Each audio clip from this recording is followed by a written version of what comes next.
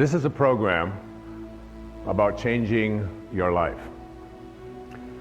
Not in the traditional way that we think of when we think about changing our lives. Usually that means changing your behaviors, retraining yourself, getting new habits, going out and trying them out and changing your life. This is about changing your thoughts, and then your life will change.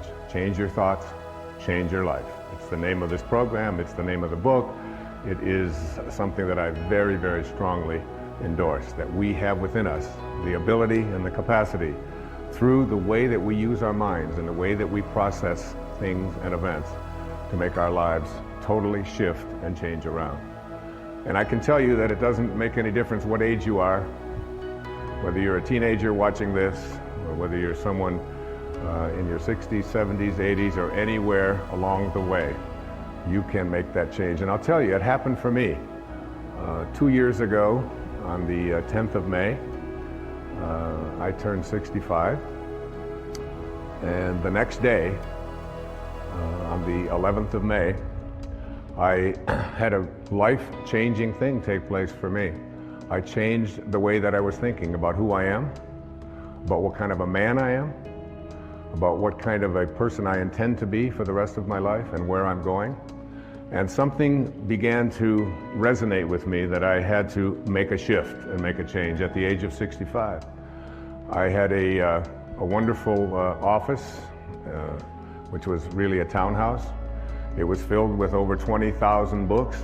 It was filled with clothing. It was filled with records of all kinds. It had pictures on the wall. I had awards that I had received over the years, and everything that I had accumulated, literally, in this physical world, had accumulated in that office. I turned the key and handed it to my manager, Maya, who's been with me for almost 30 years, and I said, I would like you to sell everything or distribute everything that's in there. Sell the townhouse, get rid of it. Take all the records, all the books. I got rid of my shoes. And I left it all behind and turned it over to her to get rid of everything. I detached myself from a lifetime of accumulations, and I moved full-time to a place over in the middle of the Pacific Ocean on one of our great islands called Maui. And in the next months, I began to get a lot of things coming to me about what my life was to unfold, things that I wasn't even expecting. And I think about this idea about what age you are, and whether or not changes and shifts can be made, and how difficult so many people attribute this to. They say, that's an impossibility. I couldn't possibly do that. I'm so attached to all of these things. Or I'm too old. I've been living in the same place too long, whatever it might be. Right here in this audience is one of the women that I revere, I think more than any other woman I can think of in the professional world. At the age of 60, she changed her thoughts, and her life changed dramatically. She started a publishing company called Hay House, which is one of the world's largest publishers of spiritual and higher consciousness materials. She wrote a book called You Can Heal Your Life. She's here today. Her name is Louise Hay. Louise, would you stand up and be acknowledged?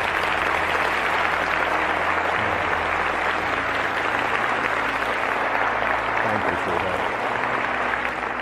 Louise, with a great number of people from all over the world, just celebrated her 80th birthday. So,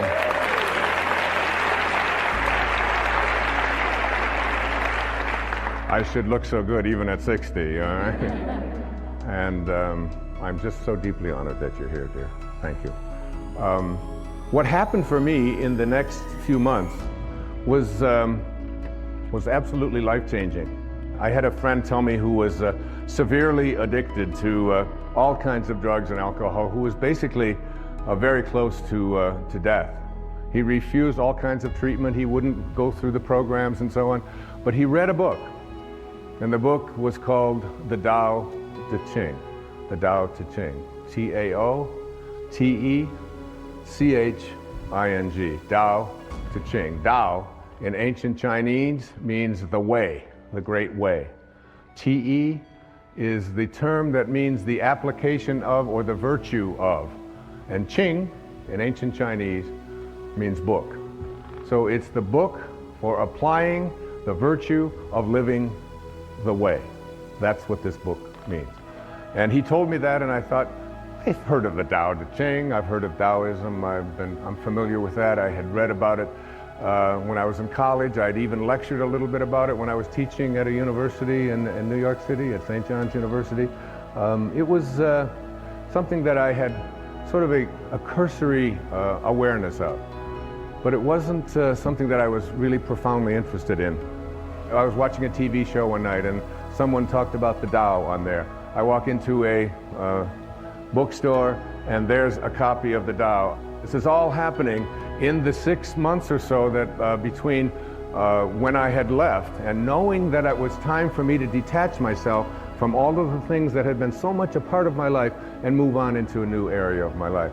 So I couldn't resist it any longer, and I said, I really want to read the Tao, and I'm going to take the next year, a full year, and in that year, what I would like to do is I would like to read each verse.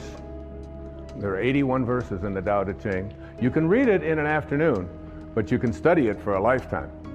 And in the studying of this, I said I would like to just take those 365 days for the next year, and in every 4 days, I'm going to read one verse. Some of them are only 4 lines long. Some of them are 12, 16 lines long. I'm going to create for myself a way of seeing if I can live this Tao. And what I did was I would read it, then I would meditate on it, I would walk on it, I would go swim on it. When I would do yoga, I would practice it, and then I would sit down after the 4th day. And I had a picture of the man who was considered to be the author of this, although there's no historical actual record of his name is Lao Tzu. This is the visage that I looked at. This is the image of an artist's drawing of Lao Tzu. In ancient Chinese means old man, old man. He was the old man who was living in China in the time of the warring states, and he decided he didn't want any more to do with war and violence and hatred and killing and all of the things that were so much a part of his world. And he got on his oxen and he left, and before he left to go off and be by himself, he dictated some 5,000 Chinese characters, these 81 verses that became the Tao Te Ching. There are some people who call the Tao Te Ching the wisest book ever written. If you Google this thing called the Tao Te Ching, you'll come up with over 1,300,000 hits on the Tao Te Ching. Not only that, there are 14,000 translations of the Tao Te Ching that I have come across.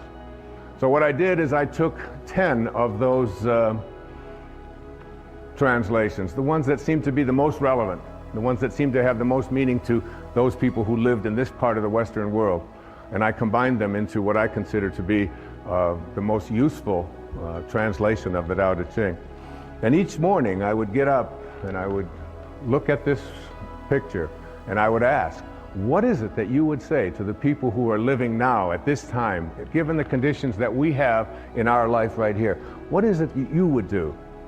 Many people call this a manual for achieving a way of life that literally guarantees integrity, joy, peace, and balance in our life. Now, there was a man who was a contemporary of Lao Tzu. His name was Confucius. He was many years younger than Lao Tzu, but he kept hearing about this old man who had all of this great wisdom. And one day, he decided that he was going to go, legend says, and visit Lao Tzu. And he spent a full day listening to this man, because Confucius was someone in China who was trying to lay down all the rules of etiquette and how to conduct yourself and trying to dictate to the people what they should be. Lao Tzu had nothing to do with any of that. And when he went to see Lao Tzu, he came back and he talked to all of his people. And this is what he said. He said, "Of birds, I know they have wings to fly with. Of fish, that they have fins to swim with. Of wild beasts, that they have feet to run with. For feet, there are traps. For fins, there are nets. For wings, arrows. But who knows how dragons surmount wind and cloud into heaven? This day I have seen Lao Tzu, and he is a dragon. And there he is, a dragon. And a dragon in ancient Chinese was a picture of someone or something that was so mysterious and so difficult to comprehend because it could always be something else. There was a great teacher who came many years after that. His name was Rumi, who was Jalaluddin Rumi, who was a great poet, a Persian poet in the 14th century. And he had a line. He said, "The day that you were born, a ladder was set up to help you to escape from this world." I believe that the Tao Te Ching and this thing that I have done, this Change Your Thoughts, Change Your Life effort that I spent 1 full year on every single day, doing exactly what I just said, is a ladder that will help you to return. In the Tao, there's a very famous line. The 40th verse of the Tao says, "Returning is the motion of the Tao." Returning is the motion of the Tao. So that all of us came from a divine spiritual essence, invisible. Everything in the world of form emanated from something that is formless. There was a split second when you went from non-being to being. And what Lao Tzu was trying to teach was to be able to return to that place from which you came and live your life from the spiritual perspective and become a God-realized being. Another great poet, T.S. Eliot, once said, "We shall not cease from exploration. And at the end of all of our exploring will be to arrive where we started and to know the place for the first time." For the first time. What I'm asking you to do, and what Lao Tzu seemed to be saying, was learn to die while you're alive, because you will ultimately return. All of us have a return trip, a round trip ticket when we came in, didn't we? But if you could learn to die while you're alive, and there's a great story, I have to tell you this story. I want to read this story to you. It's a way to look at this idea of dying while you're alive. It goes like this. To die while we are alive gives us the only opportunity we will ever have to get outside of this package that houses us temporarily. There's an ancient parable that repeated generation after generation by the spiritual masters of India, which illustrates this point. Listen to this wonderful story. A traveler from India went to Africa to acquire some local products and animals, and while in the jungle, he saw thousands of beautiful, multicolored talking parrots. He decided to capture a talking parrot and take it back as his pet. At home, he kept his parrot in a cage, and he fed him, and he gave him wonderful seeds and honey, and played music for his pet, and generally he treated him very well. When it was time for the man to return to Africa 2 years later, he asked his parrot if there was any message that he could deliver to the parrot's friends who were back in the jungle. Well, the parrot told his master to say that he was very happy in his cage and that he was enjoying each day and to convey his love. Well, when the traveler arrived back in Africa, he delivered the message to the parrots back in the jungle. Just as he finished his story, a parrot with tears welling up in his eyes fell over dead. The man was alarmed, and he decided that the parrot must have been very close to the parrot in the cage, and that this was probably the reason for the sadness and for his demise. When the traveler returned to India, he told his pet what had happened. As he finished his story, the pet parrot's eyes welled up with tears, and he kneeled over dead in his cage. The man was astounded, but he figured that his pet died from the despair of hearing of the death of his close friend back in the jungle. The trader opened up the cage and tossed the dead bird outside onto the trash heap. Immediately, the pet parrot flew up to a branch on the tree outside. The trader said to him, "So you're not dead after all. Why did you do that? You tricked me." And the parrot responded, "Because that bird back in Africa sent me a very important message." What was the message? The trader wanted to know. He told me that if you want to escape from your cage, you must die while you're alive. We must indeed die while we are alive in order to be able to look back at our waking consciousness and see ourselves trapped in our cage, which in our case is our body. And then we will see how unnecessary it is to remain caged. Isn't that a great story? I love that story. Yeah, you can applaud. What I encourage you to do is to create for yourself a sacred space. And in this sacred space, I would like you to place everything that has energy value to you. Photographs. I have this photograph that I looked at every day for 1 year and began to talk to after a while. It's a little weird, but you begin to get this idea. And those of you who wonder why I am wearing no shoes, I'd like you to know that where I live, you never walk into a sacred space with your shoes on. It would be considered dishonorable to do so.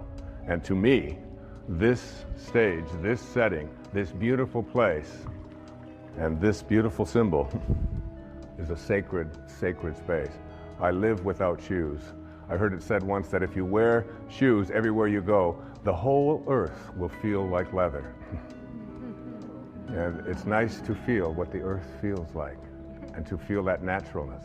So in that sacred space, you will feel the energy of the photographs, of any mementos that you have, of pictures of your children, of drawings, of statues, of anything at all that you can think of. I have a beautiful sacred space, and it calls me.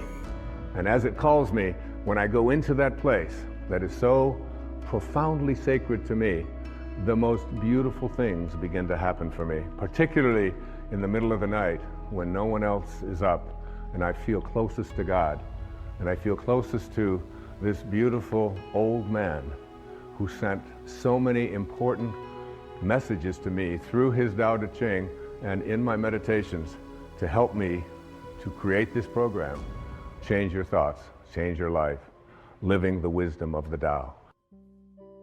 What I would like to do now is to look at some of the key thoughts that I would like you to think about and consider changing as you become a person who becomes more God-realized. That is, someone who has died but stayed alive and returned and went back on that return trip.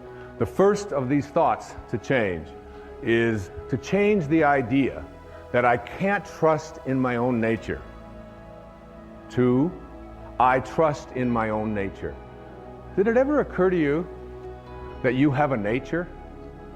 That nature is so profound and is always calling you. You know it. No one else can know it. No one else can impose it on you. No one else can tell you what it is that you feel in here, that you know is why you're here and what you're doing here. There's no one else can explain that or explore that with you. You can't share it. Everything in the universe has a nature. Your dog has a nature. A crocodile has a nature. A duck has a nature. A crow has a nature. Everything has its nature. Everything has a dharma, including you. But what we've learned and we've grown up to believe is that I can't trust in that nature. My nature, to trust in your nature, to know that you came from a divine place of well-being and to trust in it. Listen to this, verse 38 of the Tao, a few lines. The great master follows his own nature and not the trappings of life. A truly good man is not aware of his goodness and is therefore good. Think about yourself. The first moment of life, the very first moment, that speck when you went from nowhere, Nowhere, to now here, H-E-R-E, from nowhere to now here. Same thing, just a little question of spacing, just a little different spacing, all right? So you went from nowhere, now you're in now here, and where do you think you're going? Nowhere, right? Back to nowhere. Who out there watching, who in this audience isn't going back to nowhere? That's where we're all headed, back to nowhere. So in that split second, then you lived inside your mother's womb for 9 months. And in that 9-month period of time, you trusted your nature. You didn't have a sonogram and say, oh my God, I don't have a nose. This is very scary. What if it doesn't show up on time? Or you didn't do any of that. You trusted completely in your own nature, right? And so did your mother. There's very little that you can do, because what you were to become, everything that this physical body needed, was all handled in there. And also, beyond what was needed for your physical world, and what Lao Tzu called the world of the 10,000 things. The 10,000 things. There's 10 zillion things, obviously, in the physical world, but that's how he named it, the world of the 10,000 things. And in that world of the 10,000 things, everything returns back to its source. But while you're in that place, and why wouldn't you believe, even maybe for a second, that not only was my physiology all handled for me, but everything else that I needed, if I could just stop interfering with it and stop other people from doing it, that everything I needed. And that's a big part of understanding change your thoughts, change your life. It's a big part of that. The idea that I have a nature that I can trust, not something that I have to be afraid of, and I can stop letting other people interfere with it as well. So what happens? We go through those 9 months, totally uninterrupted. We have no questions. Everything works out. And then what? We say the very first thing, we pop out after 9 months, we'll take over from here. That was good work. Nice work, God. Thank you very much. And so what we'll do is just sort of edge you out of here, you know. So we edge God out. We take on an ego, E-G-O. And we edge out and we say, we'll take over. And we have an ego, and this ego, what this ego does is it takes on a set of beliefs. And these beliefs are that I am what I have, that I am what I do, that I am what other people think of me. So we're raised to believe that the more stuff I accumulate, the more things that I get, this is who I am. The more that people like me, this is what I'll get, and on it goes. I want to tell you a story. It's a story of one of my children. Her name is Tracy. We lived in Detroit when she was born. She came in as a little rebellious. She came in the middle of the Detroit riots when they said nobody is allowed to go out. Anybody that goes out is going to be arrested. And she said, this would be a good time for me to show up. Which is exactly what she did. So when she showed up, after about the second or third year, Tracy went to preschool. And she came home from preschool. She was about 3. And in that time she came home and she said, she handed me a paper, and it had a gold star at the top of the paper.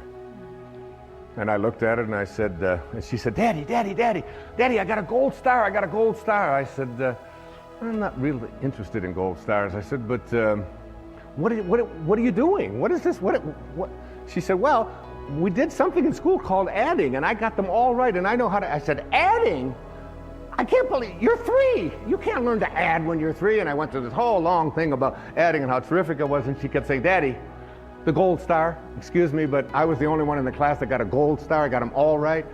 I said, you know, Tracy, I said, honey, I said, some people just need to have gold stars, and teachers sort of like to give it out and make that the reason why you're doing something. I said, and set you apart from everybody else. I said, but your dad doesn't really care much about that and how you stack up with others, and they're going to be, I'm more interested in what you're learning.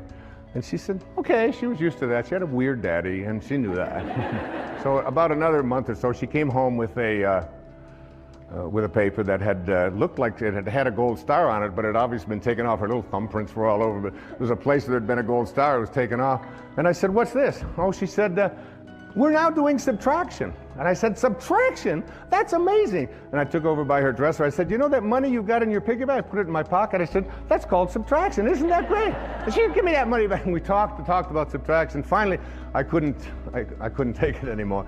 I said, honey, what happened? What was this? What was here at the paper? And she said, that. She said, the teacher gave me one of those gold stars. I said, really? I said, well, what happened to it? Oh, she said, I took it off. I said, well, what'd you do with it? She said, I gave it back to her. I said, well, what did you tell her? She said, oh, I told her to give it to someone who needs that sort of thing. True story. Yeah. And there she is. She's standing right here. She's going to be 40 this year, my daughter Tracy. So, what we have to do is learn how to take this ego of ours, this part of us that believes that who we are is what we have and what we do and what other people think of us. But remember, if you grow up believing that you are what you do, then when you don't, you aren't. And if you believe that you are what you have, when it's gone, you aren't. And if you believe that you are what other people think of you, your reputation, which we raise people to believe, I have to be concerned with what other people think of me. Take this ego and retrain it. And one of the ways that you do to retrain it is, first, you take this idea that the ego has of fear. What are you afraid of? Anybody out there, what are you afraid of? Shift from fear to curiosity. Become curious about what you're afraid of. That's what Lao Tzu taught me. Become curious about what you're afraid of. You're afraid of flying? Get curious about that. Get interested in that. You're afraid of snakes, you're afraid of disapproval, you're afraid. Just shift from fear and say, I'm going to become more curious about what I'm afraid of.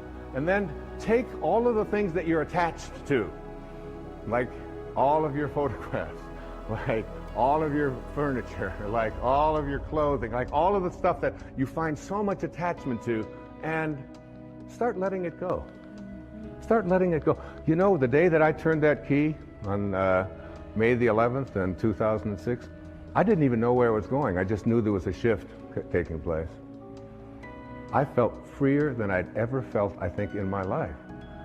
In my mid-60s, out there on a whole new adventure. And here we are talking about it on national television, on PBS. Take that idea that you have to be attached to things and know that you came in with nothing, with no thing. And you're going to leave with nothing, with no thing. And understand that your life is a parenthesis in eternity. Live there without attachments. And then take your need to be in control of yourself, of others, of the situation, and shift from control to trust. Begin to have a trust. Lao Tzu is profound about this. In each one of the 81 verses, it comes up about 60 times as you look at letting go and letting God, allowing yourself to trust in your nature, allowing yourself to no longer believe that everything has to be controlled by me, and that other people no longer have to be in control of me as well. Begin to trust. Just like you did for the first 9 months. You trusted. Your nose showed up. Your height showed up. Your eyes showed up. Whatever. It all showed up. It's all perfect. It's all divine. So why not wander through your life and have this wonderful, peaceful knowing that it's all fine? And finally, shift from your sense of entitlement. Nobody can treat me that way. I'm entitled to have this. Well, I paid for that. I let go. I mean, that in 1 year, I let go of all of my entitlements. I don't feel I'm entitled to anything. I'm just here. Shift from entitlements to radical humility. Lao Tzu speaks about it so often. Stay humble. Stay low. The greatest leaders are the ones who do the least. The ones who stay back and just model and allow. And at the end of the day, in one of the verses of the Tao, it says, the people will say, we did it ourselves. We did it ourselves. In verse 49 of the Tao Te Ching, here's an exact quote. The sage is kind to the kind and kind to the unkind, because the nature of his being is kindness. and also be wise and help all beings impartially, abandoning none. You know what I do? Just before I did this program, I have to admit I was nervous. I was humbled by it. Like, who are you, Wayne Dyer?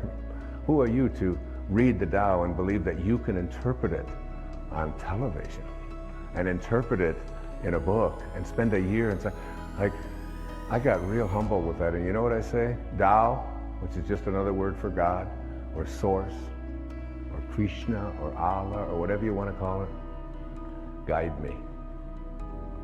Guide me now.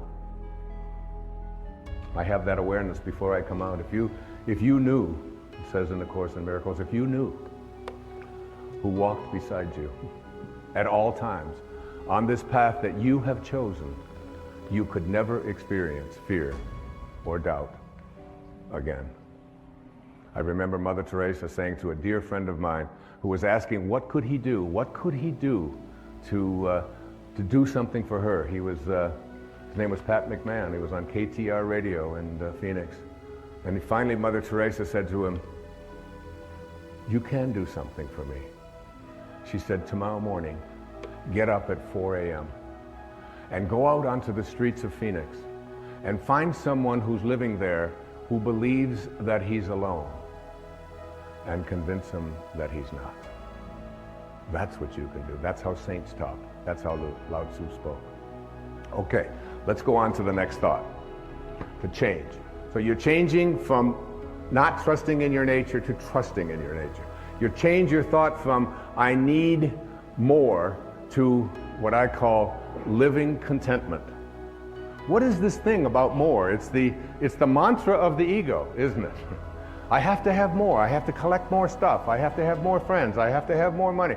It's more, more, more, more, more. When where you came from nowhere. You don't need anything. It's a continuous bombardment that we are all exposed to in this whole world of believing that we have to have more. It's one of the reasons why I love public television so much. You don't see ads on PBS. You don't have to be constantly exposed to the idea that you have to have more and you have to get more, and if you don't have this, then you're not complete, and so on. So we get bombarded with this idea of attracting more. And Lao Tzu says, live contentment. Live in a state of being contented. Here's verse 81, the last verse of the Tao Te Ching, my favorite translation of it, and I put it right into the book. Sages do not accumulate anything, but give everything to others. Having more, the more they give. It's a great lesson. My son Sands, who's, we're very, very close. We just spent a couple of months together over in Maui, just being together, just being. It was a divine time. And he came home with, it was last summer, he came home with 4 t-shirts that he loved. And I said, well, honey, which one do you like the best? He said, well, that one over there, that blue one, it's got the writing, and it's got the drawing, and it's got a surfer, and it's got, I said, that's great. I said, I'd like to have that one. He said, no, Dad, that's my favorite. That's the one I like the best. I said, I know. I said, that's the one. Would you mind if I had that one? He said, I would mind a lot if you had that one. He said, maybe you can have one. I'm not so crazy about this one over here. I said, so you're going to give me something you don't like?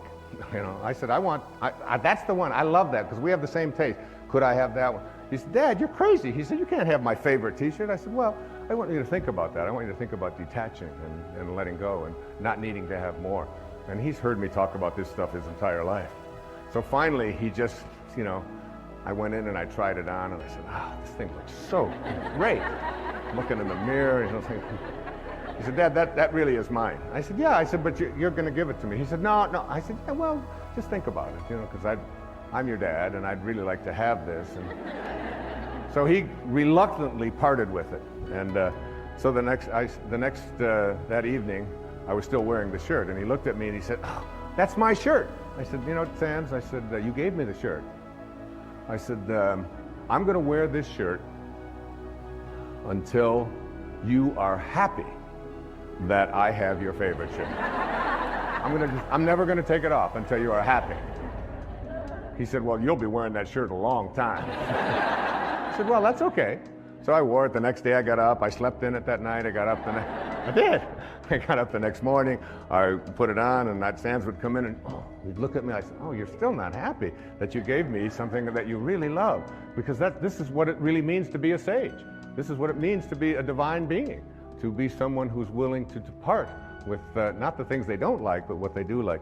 I wore it the next day. I wore it the next day. I wore it for 2 weeks. Take it off only to wash it, put it right back on. 2 solid weeks. Each one of my children will tell you. Finally, one day he said, Dad, I'm so happy. I am so thrilled that you have that T-shirt. I said, oh, that's great. I can finally take this thing off. I'm going to just give it away. But it's like, what a great lesson in that. The idea that you take, there's a rule. It's called the 80-20 rule. And in the 80-20 rule, it says everything that you have, all of your stuff, 20% of it is what you use. All of your clothes in your closet, 20%. You just keep using the same 20% over and over. 80% of the clothing that you have in your closet for so many people is something that you never use. You don't wear. You look at it, you store it, you think, well, there might come a day, I can't part with that, even though you've been carting it around. Every time you move it and you put it. Take the 80% that you don't use, says Lao Tzu, and give it away. Give it away. Lao Tzu said that when your cup is full, stop pouring. When your cup is full, stop pouring. We have an obesity crisis in the United States, in the Western world. The obesity crisis can be handled if you just read the Tao. If you realize, in verse 33, it says, if you realize you have enough, you are truly rich.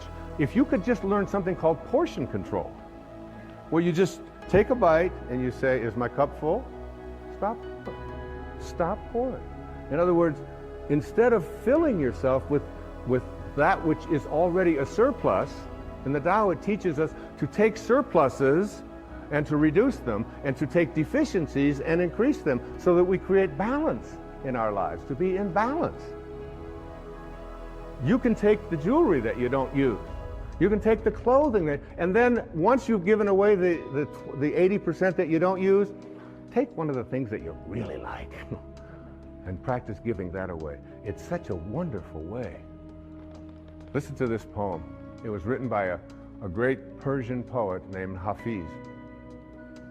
It says, even after all this time, the sun never says to the earth, you owe me. Just look what happens with a love like that. It lights up the whole sky. It lights up the whole sky. There's no owing. There's no owing. You don't have to be, you can practice living a state of contentment. This was so powerful for me. You just can't imagine how good it felt for one entire year to walk through every day and say, I'm content. I'm content. I start out every morning of my life. The first words, Hafiz says, if there's only one prayer that you say every day, make it thank you. Just say thank you. That's how I start. Wake up, thank you, God. Thank you. Thank you, Source. Thank you, Tao. Whatever you want to call. The opening line of the Tao says, the Tao that can be named is not the Tao.